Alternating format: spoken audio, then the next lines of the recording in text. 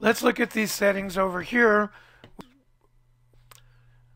which we use to customize our mixing board for whatever we happen to be using. Let's come over here really quickly and let's add a MIDI channel. You can add channels by right-clicking in this open screen at the bottom.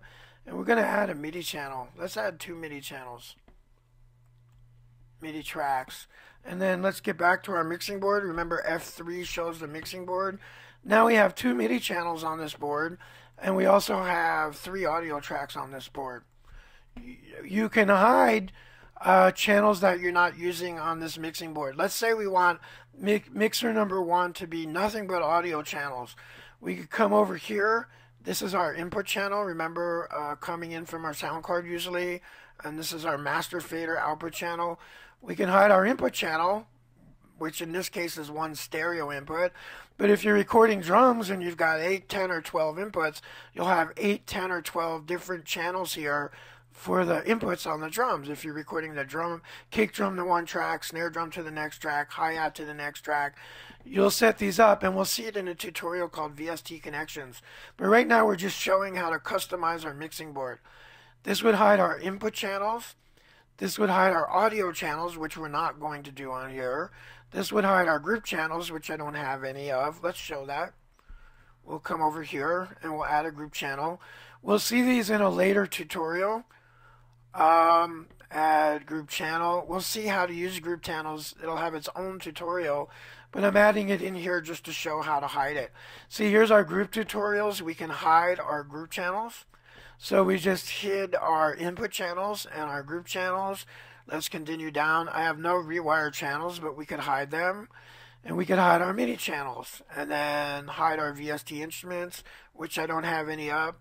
Hide effects channels. I don't have any of those up. Oh, I do have one up. Hide output channels, which are in this case is my master fader.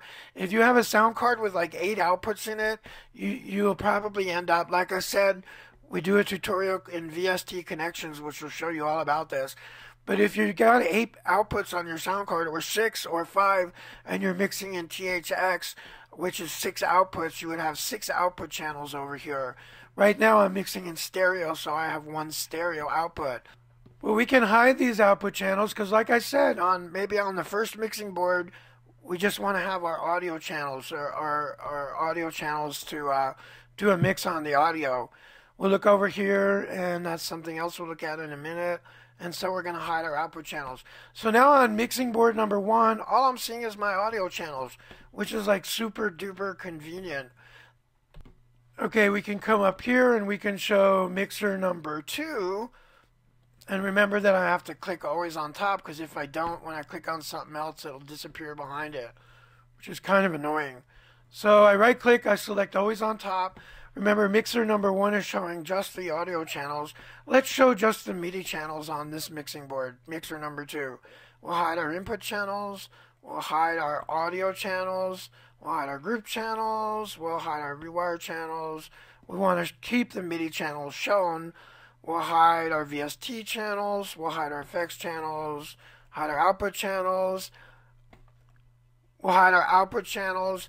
And now this mixing board number 2, is showing us only the MIDI channels. This is quite convenient because we can hit F3 and go back and see our mixing board with all audio channels.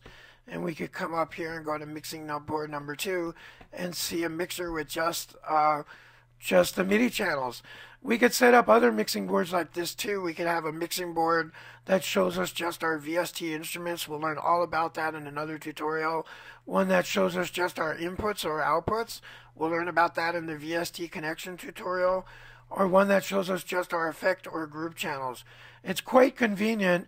It's common for me to get some mixes that have 60 and 70 channels in them, and it's just insane trying to keep track of them all. So it's really common for me to go in and create customized mixing boards where I can open and affect just certain channels. Let's look at one last setting here for customizing mixing board, which is hide channels set to can hide. This lets you customize it more rather than just showing all audio channels or all MIDI channels. This lets you show any combination of channels you want. Let's show all of our channels again. Let's say that we want to see this guitar channel and a MIDI channel and this group channel. What we do is we go to all of the channels that we want to be able to hide. We click up here and we select Can Hide. Let's leave MIDI channel 1 showing. Can Hide. And let's hide our effects channel. Can Hide. So when I click over here, it's going to hide the channels that I said can hide on, which means I can customize my mixing board in any way. In this case, I'm showing only one audio channel, one MIDI channel, and one group channel. Very, very convenient for customize your mixing board beyond just showing audio tracks or MIDI tracks.